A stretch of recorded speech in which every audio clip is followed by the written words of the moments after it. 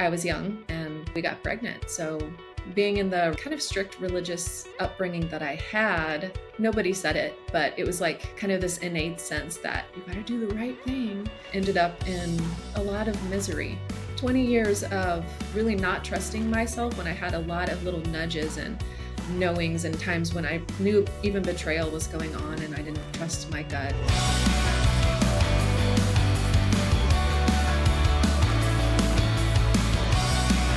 Hello and welcome to The Secret of My Success, where we explore what it means to live a fulfilling life. I am your host, Erin Currin. Thank you so much for joining. Today, we're speaking with Heidi Wells. She is a master practitioner of NLP and hypnotherapy. She has a background in biology and a deep passion for emotional healing. She combines practical tools with intuitive insight to help women create real change and lasting change.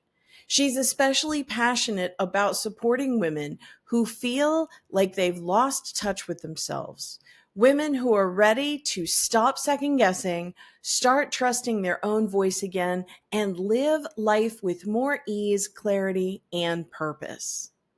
Hope you enjoyed today's episode. If you do, please give us a like and consider subscribing. Thank you so much. Now on with the show. Heidi, thank you so much for joining us today. Thank you so much for having me. I'm really excited to be here. Awesome. I'm looking forward to our conversation.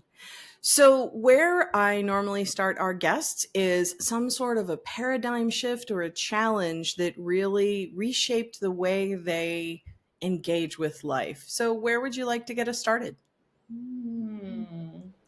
That's a deep one. I feel like the best way to go. I had a very, very long marriage, 20-year long marriage that took me a very long time, 20 years, to be ready to leave this marriage. So I think probably that would, fit the bill. Everything that went into that, I had to question a lot of frameworks of thought, belief systems, and everything to really prepare myself to do that. So, yeah. That sounds like a great place to start. Okay. So married for 20 years, I can relate. I'm actually divorced twice. The second one was 17 years because Wow. the first one I ended after 7, and with enough personal development, I started to see that it was me, that like there was nothing wrong. And so with the second one, I didn't want to pull the plug because the first one, I jumped cord too soon. With the second one, I think I was in probably 5 years too long. So tell me, like, people get married because they fall in love. You're in this relationship. Catch us up on how did it start and how was it going? And then where did you get to the point where you were like, I don't know, maybe. Mm-hmm. Well, I think from the beginning, it was off. Had I known to trust certain things inside of myself, I don't think I would have ever married this person. And I don't want to speak ill of him. We had our trauma patterns, right? We had our own junk, so to speak. But um, I was young, I was in my 20s, and we got pregnant. So being in the kind of strict religious upbringing that I had, you almost feel kind of shoehorned in a certain direction. Nobody said it, but it was like kind of this innate sense that you got to do the right thing. And I think he probably felt that. He never would have said it because, it would have broken my heart. But yeah, so we both did the right thing and ended up in a lot of misery, co-misery, because I'm not perfect either. I had my part in the patterns and stuff. So yeah, 20 years of dealing with that and really not trusting myself when I had a lot of little nudges and knowings and times when I just knew even betrayal was going on and I didn't trust my gut and just different things that I just kept shoving down my own intuition and my own wisdom. And hindsight, right? Hindsight is always 2020, yes. Many people, I think, have that kind of an experience where you're playing around, you're having fun, then this question comes up, and for some people, certain options just aren't on the table. Right. Which is everyone's prerogative to go in the direction that they choose to go. Had you been dating for a long time, or was it just sort of like, yeah, you were kind of dating and testing things out and oops? It was, I mean, it was serious, but I would not call it a long time. 9 months. Got pregnant at 9 months. So, no, but when you're young and you have certain attachment wounds that I had, things feel longer than they are. Like time gets distorted and you have like a premature attachment to someone and you think it's love when really it's fear and survival that has made you attached. So, of course, I didn't understand that at the time. I just thought safety. Maybe finally someone will, I can just tuck myself in under the shadow of someone else and I'll be okay. Instead of realizing there's something in here that's a standalone and beautiful all on its own. And I didn't understand that at the time. So I tucked myself in and then kind of hid in that shadow for such a long time. Yeah. Mm. Yeah. I can really get that. We don't know what we don't know, really.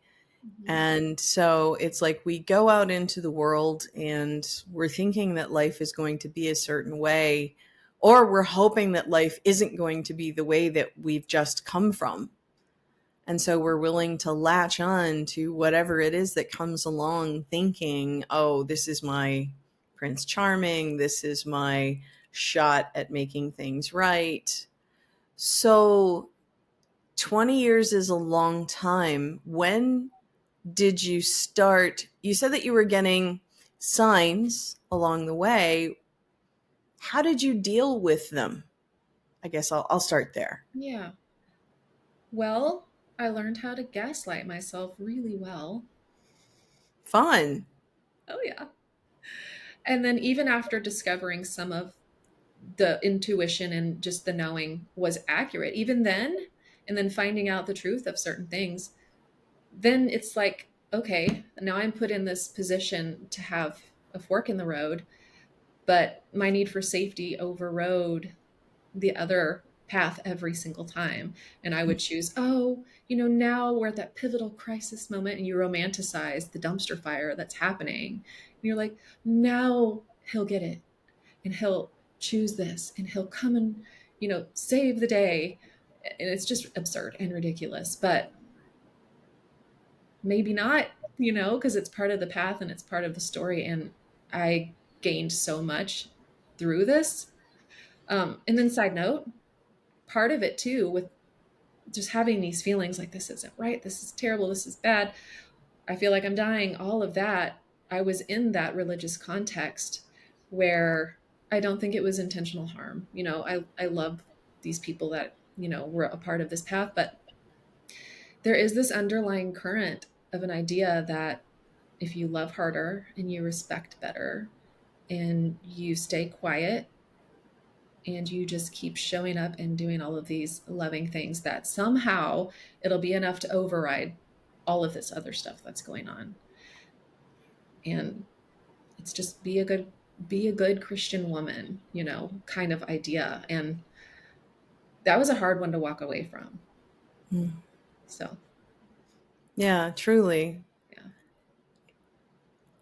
Personally, I think that there's been a massive shift in how each generation deals with life.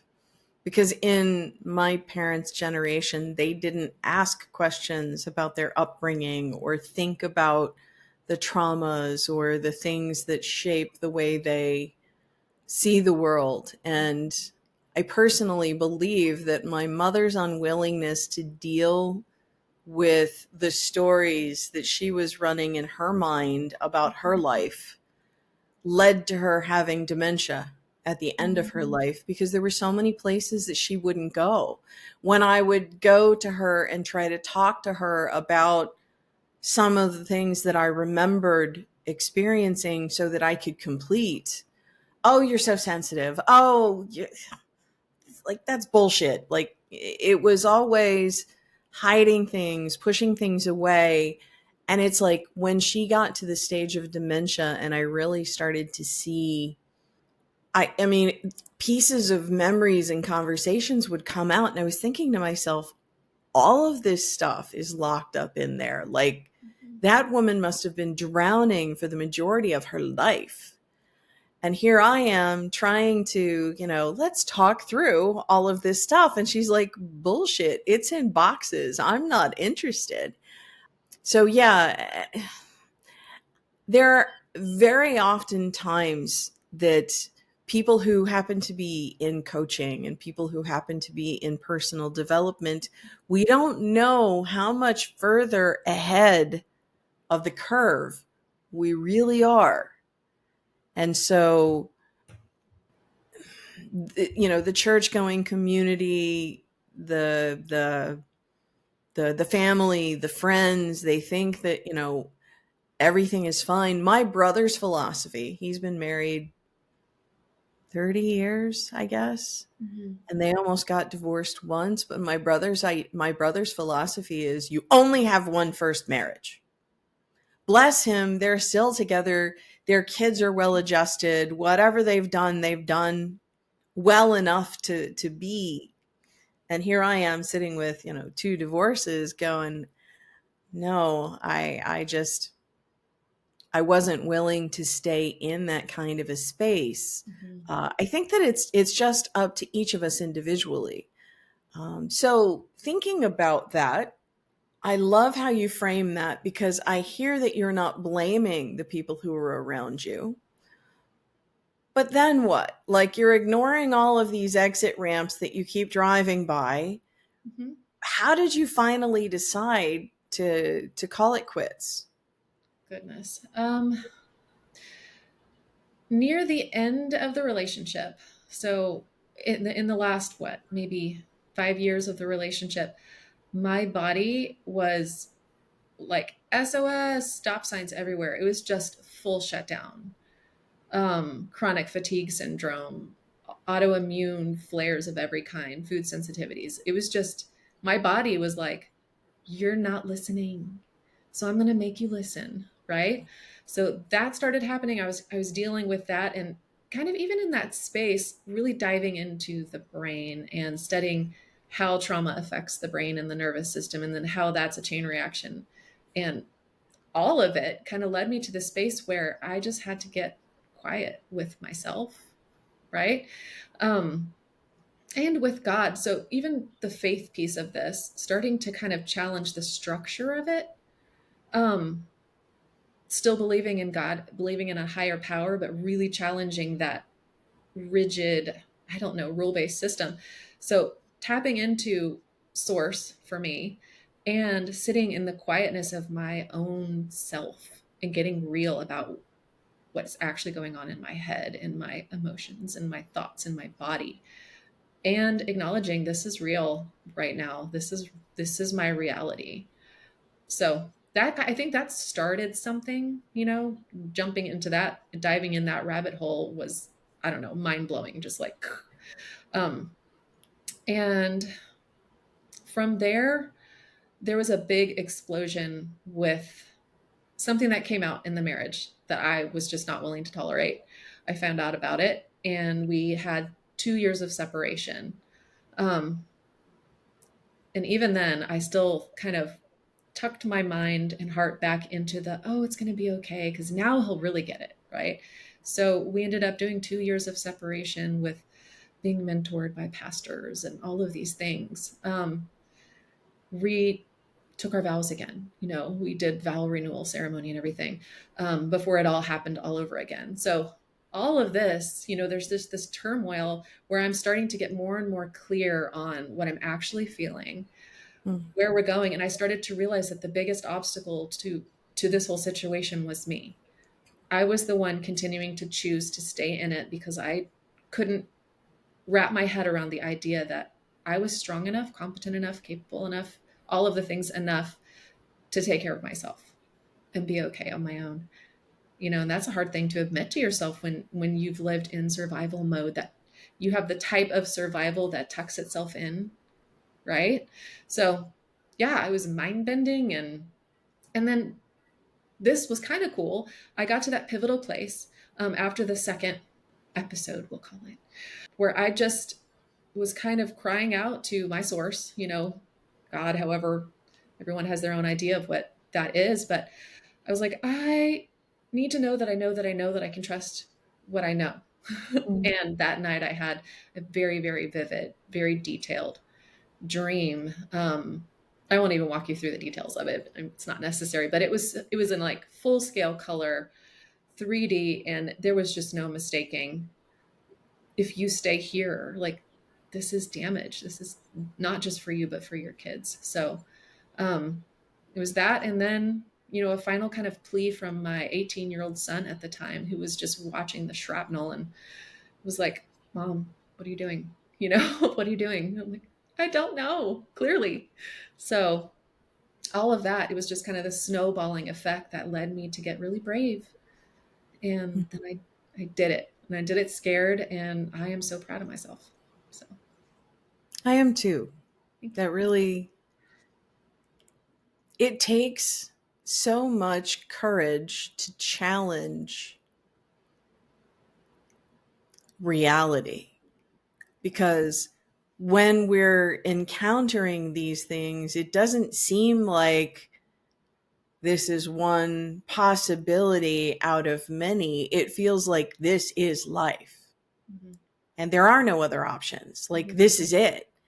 Yeah. Did at the time, were you feeling, even though it sounds like there were many instances where your husband was dealing with the fact that the marriage wasn't working? Because face it, the husband was dealing with pain as well. The Yeah. marriage wasn't working for him either, Right.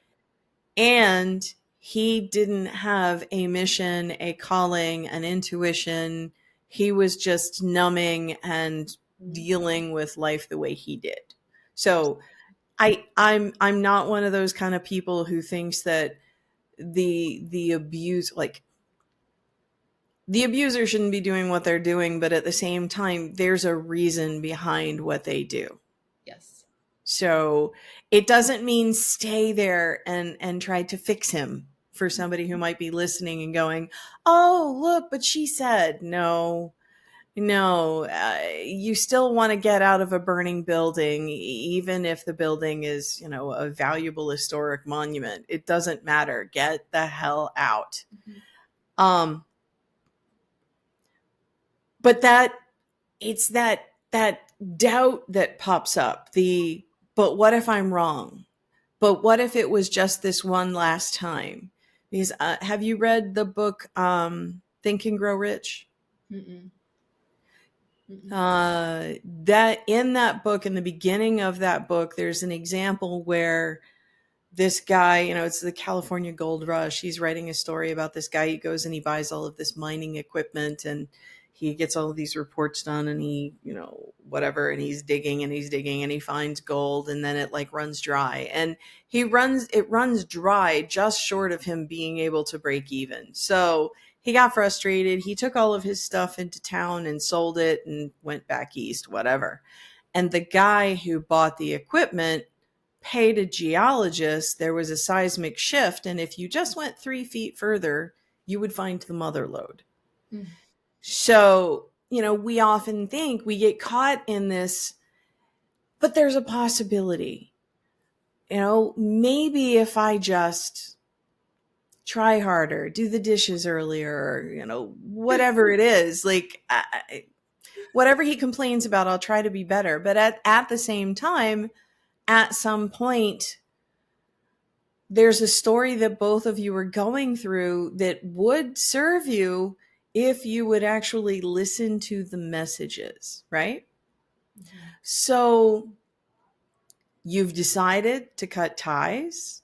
Now you're taking a step outside. What did that look like? Whew.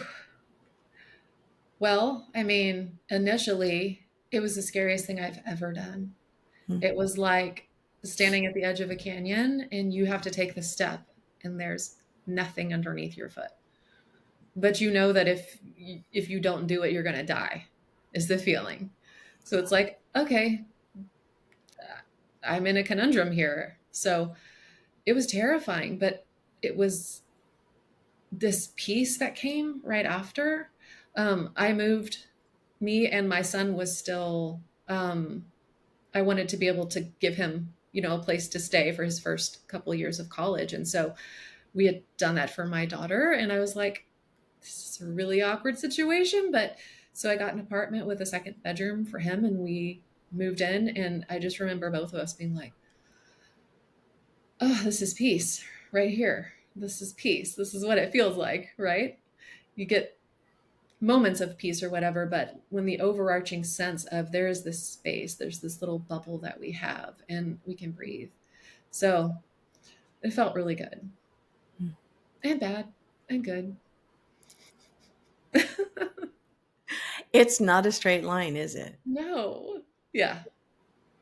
Yeah. It can be very disorienting, but worth it. Yeah. Mm-hmm. So, were there certain tools that you were using? Were there things that you were learning? Because a few moments back, you were talking about how you would sit in silence and you were listening to what your body was saying. You were listening to what your intuition was saying. Were there ways that you learned to cultivate that? Or was it something that just came to you intuitively? How did that work? Some, yes, and some based on just work stuff.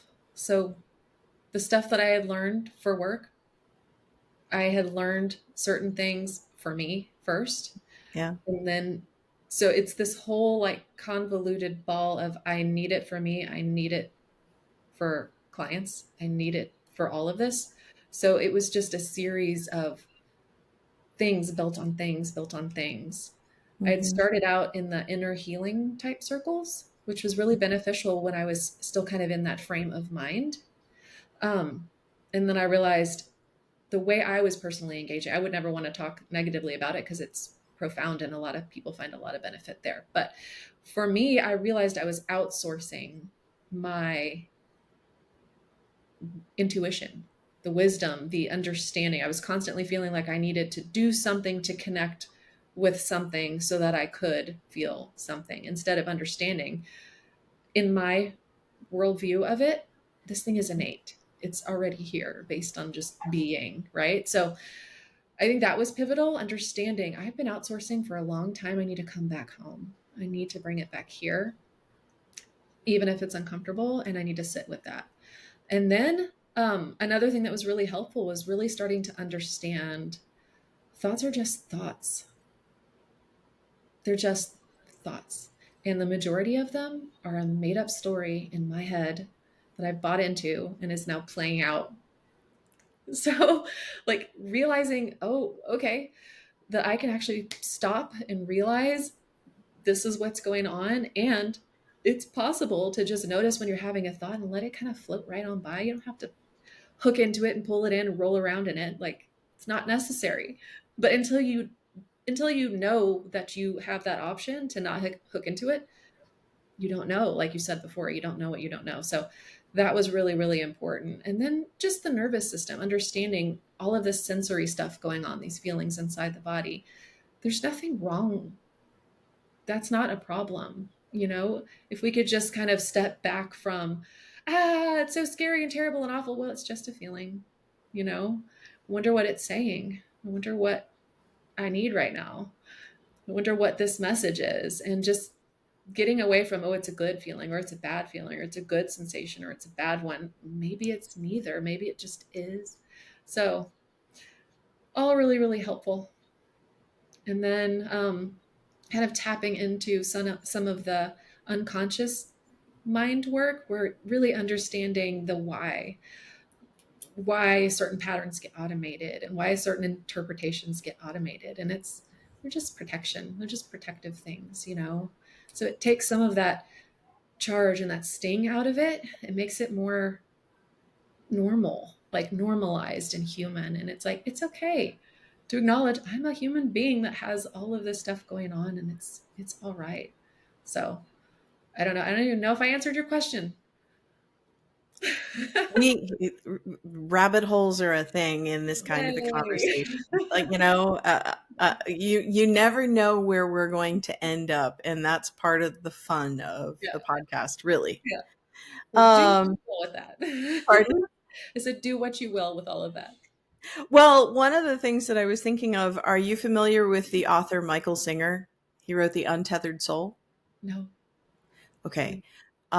So Michael Singer wrote a book called The Untethered Soul. He has a, I'm not sure what you would call it. He's got a little facility in north central Florida where he actually, I think it's like Sunday mornings, he will sit with his congregation and actually share wisdom. And in his books, the thing that he talks about is really how emotion is an energy that processes. Mm-hmm. And Mm-hmm. there are basically two ways that we experience emotion. It's either something that we want to hold on to because it feels really good, or it's something we want to push away because it feels really bad. And either of those is stopping the flow. Yep. And if you're stopping the flow, then that energy gets locked in the body somehow, someplace, because instead of really feeling it and opening up and trusting that this is what life is and it's going to be okay Mm-hmm. if I let that bad feeling in, or if I let that wonderful feeling go, Mm-hmm. it he encourages this flow, figuring out how to free yourself up, because the body will store whatever it needs to store to get you to the next experience. Our bodies are super resilient, uh, in the muscles, in the fat cells, in the nuclei, like all in all different aspects of the body. This is where disease comes from. This is where, like, autoimmune disorders, the body is shutting things down because it is on high alert trying to deal with all this other crap you keep stacking up because you won't sit the hell down. Exactly. Yeah. Depression is actually your body's way of telling you to just take a nap. We need to reintegrate, and would rather just like take pills to push through. Now, if you are at a place where those pills are helping you on a day-to-day basis, don't just quit them. And if you're not actively looking for a way to heal the source, then you're just going to be on them for the rest of your life and increasing the dosage, because it's never going to resolve itself. Now, as you're going through this, I love what you were saying about outsourcing your learning, because that's really kind of what it is. There are a lot of times when I catch myself not wanting to be responsible for something or thinking that I'm going to fuck it up. And so I would rather let somebody else make the decision. I'll follow whatever it is you say. And then I end up not getting what I want, or it goes in a bad direction. And that's really that idea of outsourcing, because it feels so much easier to just let somebody tell you what to do. But that somebody isn't walking in your shoes. So I think that that's extraordinary that you picked that up. What did it look like to start to take that on for yourself? It looked like dealing with the uncomfortable sensations that my body had learned from having a shut down voice for so long, that when you start to allow yourself to have one again, the body is like, this is not safe. You can't do it. You're going to die. The feelings in the body. And so really having to normalize that these feelings, it's okay to have them. I can have them and I can still practice, and then just starting to make a habit of asking myself, what do I really think? What do I really want? Because it's like I went for so long with not even really thinking about it. It's like, that's not really an option. you don't get to have your own thoughts. So I think it's starting to work a muscle that had never been worked before. So that's quite uncomfortable. Did you have a coach, or were you like, did you have guidance along the way? How did you start to learn some of this stuff? That part was very, very uncomfortable and it felt somewhat isolating. And I think that's kind of tied to the religious portion of this kind of ball of stuff that was all kind of happening at the same time. So leaving the marriage and then starting to question the structures that I had been in. So I had a lot of really wise, close friendships, some mentorships and stuff. But it was in that religious context, religious realm, so to speak. And moving through this, I don't even know how to put this into words. When I started to shift and feel myself shifting and starting to question some of the structure, I sensed, whether it's real or not, it could be a story that I made up in my head. I just kind of sensed a pull away. And it could have been that mirror, and maybe it was me pulling away. I don't know. But it was like the more that I started to question the system that I was in, the more I sensed people weren't comfortable with it, if that makes sense. So, Absolutely. yeah, and almost this underlying feeling that I think that there was an idea that I'd left or lost my faith or left my faith, which isn't accurate. My faith is very much alive and well. I just don't, I just, I can't with the structure, the rigid system that it was for me, was very tapped into fear, lack of trusting in this innate spiritual part of me that is just me, right? This essence. And so, yeah, I hope I answered your question because it's really hard one to answer. And I never want to talk badly about anyone in any aspect of this story that I've walked, right? Right. Because I mean, these people are special to me. And I feel distance now, and I don't know where it came from, but it's okay. It's part of it's part of this whole thing. So, Well, wow. the beauty of it is, I practice Nichiren Buddhism, and in Buddhism, we talk about turning poison into medicine. Every person that we encounter, every experience that we have, every aspect of life is called into our lives by our actions, by our behaviors, by our thoughts. And the environment is constantly holding up a mirror to go, is this really what you want? Like, this is what you ordered off the menu. Yeah. You know, you could go a different way if you really wanted to, but Yeah. you have to be awake enough to pay attention to the causality, right? And it's almost like, the idea of crabs in a bucket. There's a crab trying to crawl out of the bucket and the other crabs pull it back, and that's really what it is. Those other people might not have had the same intuitive flashes, and or they have, and they aren't at a point where they can trust them. I personally believe that we can't do it alone, and when the student is ready, the teacher will appear. Mm-hmm. So I find YouTube is one of those, like, bless the algorithms. Like, you can say whatever you want as far as, yeah, sure, it's going to send me all the advertising that I need. But at the same time, some of the biggest shifts that I've made were because I found somebody on YouTube, on Facebook, in one of these venues Mm-hmm. that I never would have looked for this person in a million years.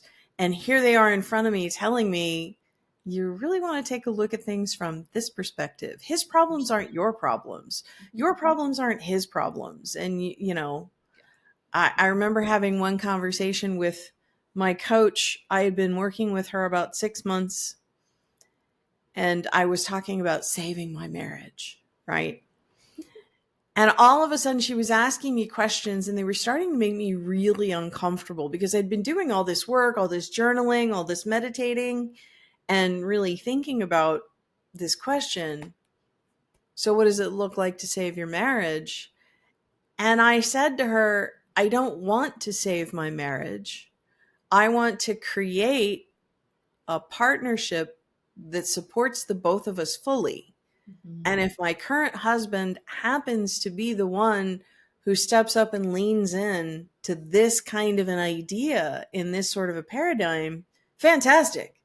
Right. But it all of a sudden took all of the pressure off for me to force him to be a certain way, or for me to try to save this one facet of my experience and allow myself to shift and grow. Because, yeah, there are going to be friends that aren't going to be around any longer when you start to think differently. There are going to be people who think that you've lost your way when, in a really strict sense of the word, if that road that they're on is no longer the road that you're on, to them you did. But Right. that doesn't mean that in your heart you have. Exactly. Yeah. So I know that you're a coach, right? Mhm. When did you start training to become a coach? Was it before you got divorced, or was it after all of that?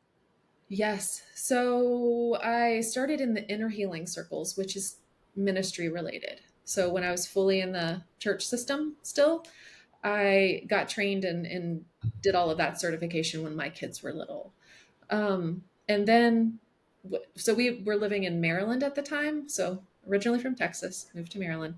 And then when we moved back to Texas, my kids were in school, I started up the practice. So I started doing that. It was still very tied to the church circles and word of mouth in those communities. And then when my body crashed, so in that last 5 years of the marriage, I really dove into the brain stuff, right? Learning all of that, learning as much as I could, reading books and taking courses. And then I can't remember if it was before or after that, but I decided, um, as I just was getting more and more understanding, I wanted to make it more into a business. So I went ahead and went through the certification process to become a life coach, so it kind of gave it a shape. So it's starting to morph already. And then later, as I moved out of the marriage and everything, then I started learning the NLP tools and the hypnotherapy and the unconscious mind work, and really diving even deeper into really how do you heal the nervous system, how do you help the nervous system feel secure and connected again, safe. So yeah, it's been kind of an evolution. And then I had that feeling inside when you're kind of a little off and it's rubbing up against. And so it was that when I was holding this inner healing piece still and holding this other stuff, and I felt like there was this little battle inside where I'm almost feeling apologetic for some of the language I'm using over here. And I'm like, I am conflicted right now. So I had to kind of resolve that, and then just fully move into being me. It's me, it's not this work that I do. It's me being me, showing up in this space for whoever wants to be in it with me, and then we go. So yeah. So I'm getting a picture. Tell me if I'm off base. Here you are as a coach going to battle for people's dreams and people's happiness and them living their best life while you are ignoring yours and struggling. Absolutely. Uh-huh. Isn't that ironic? Yes, and so common. So E- common from what I found out. We're so Exactly. excited to go and help everyone else. And while we've done a lot of the work ourselves, there are still certain blind spots that we have, and we need someone to hold mirrors for us. And I remember an NLP practitioner that I went to for myself, that kind of got the ball rolling for me to even explore it. And it was, pivotal. We have the way of holding up mirrors for people. And as coaches, we need it too. It's really, really crucial and imperative. So, yeah. It's so like people have no idea how much we lie to ourselves because, earlier you said you were gaslighting Mhm. like that was an unusual thing, and it's really not. Mhm. Um, One analogy that I learned a long time ago that I really love, and so I use it as often as I possibly can, is when you are trying to solve a problem, like something keeps happening, if something keeps happening in my life, if I am trying to think my way out of it, I am asking the thief who stole my money to help me find it. That's never going to work Right. because, Yeah. Einstein said, what is it? There's the mind that creates the problem, and you have to be in a different mind to be able to find the solution because those are two completely different things. Mhm. So, yeah, I don't think that that's unusual, Mm-mm. but I wanted to highlight that because there might be somebody who's out there who's learning all of these really amazing things, like how to craft the perfect vision. For me, what that looked like for so many years was I would get really good at finding the problem. Are you familiar with landmark education at all? Mm-mm.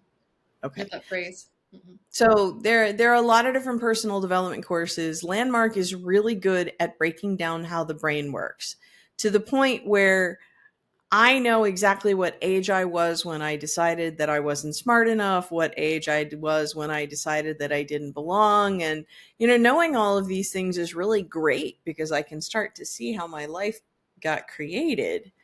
Right. But I always was so good at finding the problem. The aspect that I never could seem to figure out was actually creating a future for myself and seeing possibility. Kind of like what you were saying, you want something, you want something, but you're not allowed to want something because who are you? Right. Yeah. Exactly. And so I think that it's absolutely brilliant. I got so good at finding the problem that I would find all of the problems that I possibly could. And then I would end up sitting there going, okay, now something should open up. Where is it? And I just, my foot was nailed to the floor with this. And it's just probably in the last couple of years where I started to trust myself. I don't need to be like the rest of my family. I don't need to live life the way they think that it should be lived. I'm allowed to want to do a podcast and to unapologetically lean into coaching and doing all of these things that so many people that I've known for so many years think are strange, right? So, how did you start to give yourself permission to really want those things that you've wanted? I don't even know. I don't even know if I could put my finger on a specific turning point for that. I feel Mhm. like it was a little at a time, in the context that I had moved through, moving into the apartment with my son, choosing to walk away from organized religion and the structure of it, even just those two things. So the one being in the apartment and having just that peace because the chaotic energy of our dynamic was gone, right? So there I am. I'm with myself. Um, and then stepping away from that obligation that I had kind of felt to being a good woman, being a good Christian woman, and showing up and doing these things, even though I was feeling so conflicted, right? So walking away from that structure, and it really created this kind of space, this spaciousness where I could, I don't know, become more of an objective observer to the system that I had been in before, when before I was fully immersed in it. So I was in it and it was really up close and it was foggy. And the more I kind of stepped back and looked at it and looked at how I had been engaging with it, and it just kind of cleared up. So like this clarity happened, and I started to see, wow, there's so much fear here, so much fear. And then I kind of shifted into doing something that I'd loved in college, which was country dancing. My daughter, when right before she turned 21, she remembered me telling her stories of my college days and how much fun I had country dancing. And so she was like, "Hey, mom, when I turn 21, can we go?" And I'm like, yeah, yes. So we went, and then I instantly got hooked again. And so she'll come out every once in a while now, but mostly, me. I got obsessed. And even in that space, in the church bubble, I didn't realize how isolated to one frame it was. Like it's hard to even explain what I'm trying to say. I didn't even know how to interact with people outside of that context very well. I noticed I was using certain words that other people think are probably weird, and can't really relate to the language. So even just going to the dance hall and just loving it and having so much fun and dancing with people, and you get to interact with people of every different variety. And that was another thing I noticed, because there was so much fear, right? That I noticed I was afraid of people. If you weren't in this Christian bubble, I need to be afraid of you. And I saw it and I was like, that's kind of gross. you know, I was all about love, everything love, love, love, love. And here I am, and I'm looking at this thing. I'm like, that's very not love. That's not it. So, yeah, it was just sort of this slow slide into expansion and openness, and starting to see like people. Oh my God, there's this whole world out here of people that are pretty cool. I love this, and just hearing people's stories. And for whatever reason, people just like to tell me their stories. I've heard I have this peaceful thing. And so people just kind of come over and they just want to kind of sit and talk about life and talk about things. And so I get to hear, privy details of life. And it's just neat. There's so many perspectives and ways of seeing things and histories that I wouldn't have got otherwise. So yeah, it's been a wild ride, very disorienting, coming out of something that felt like it was stable, only to realize that it was a bubble. So yeah. That's brilliant. So, the one thing that I see in what you're sharing is that life has been slowly preparing you as you've gone along with the different dimensions of coaching and supporting other people and helping people deal with their challenges and really evolving their lives to greater levels of happiness and fulfillment, that eventually it just got to be so in your face that you couldn't ignore it anymore. Is that kind of how it worked? I mean, Yeah. it was there. Yeah. It's I think it's a beautiful thing, because if you have a mission, the universe is going to keep coming and tapping you on the shoulder.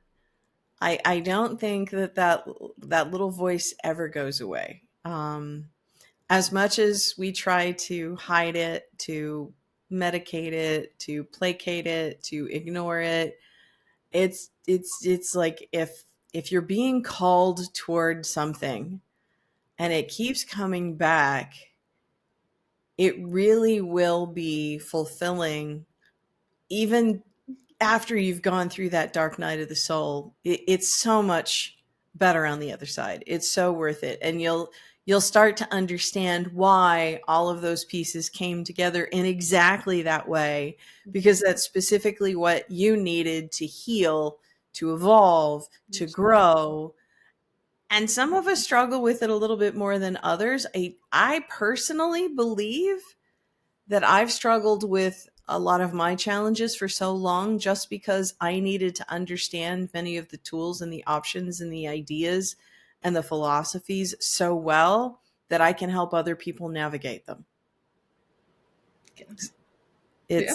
It really is, it's brilliant because there's so much out there, and it fits different people in different ways, because you you mentioned NLP and hypnotherapy.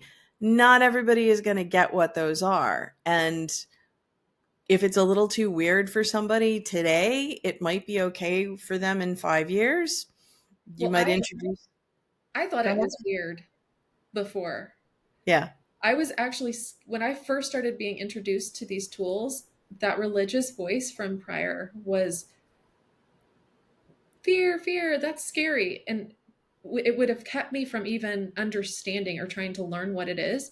Because once I did learn what it is, it's not at all what I was taught or what I thought at all. Yes. Like, Yeah. it's not. So it's very misunderstood in certain circles, which is sad because it's such a beneficial, powerful, useful tool and strategy. So, yeah, I absolutely agree. there's my soapbox. That's preach it. Right. So, we are almost at the end of an hour. It's been an extraordinary conversation. Thank you for sharing yourself so generously.